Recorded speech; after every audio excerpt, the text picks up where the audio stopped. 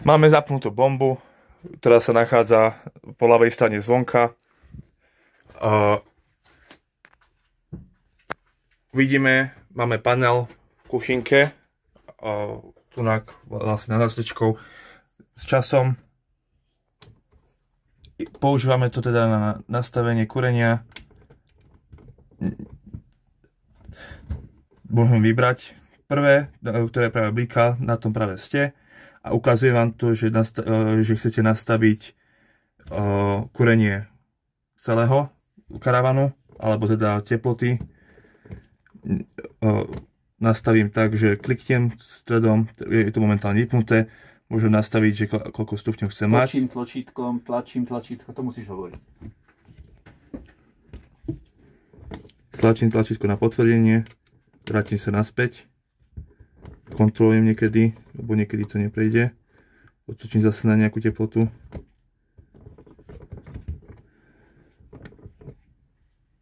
A už to ide. Už sa nám to naznačilo.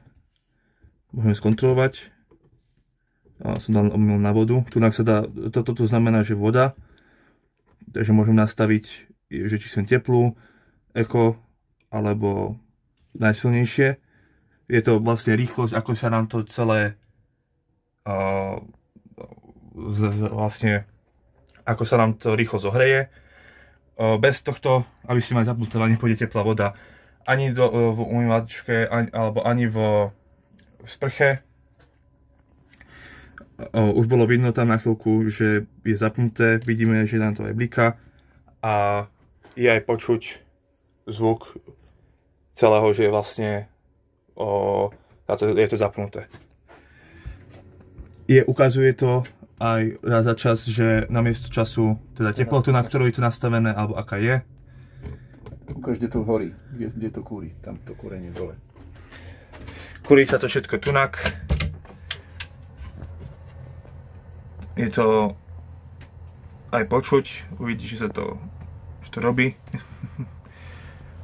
Je to náznak teda, že máte to správne zapnuté. Vypnutie funguje takisto ako zapnutie. Prejdem si na to, rozsvietím si to a nastavím si teda, že to chcem vypnúť potočením. A tlačítkom potvrdím. Tak. Vidno, že už na vrchu mi nič nesvietí. To znamená, že to je vypnuté. Vodu mám vypnutú tiež. To som si mal predtým vypnuté. Ešte je tu toto a to je na ventiláciu. Teda, že či chceme, aby mal zapnúť alebo nie. Máme tu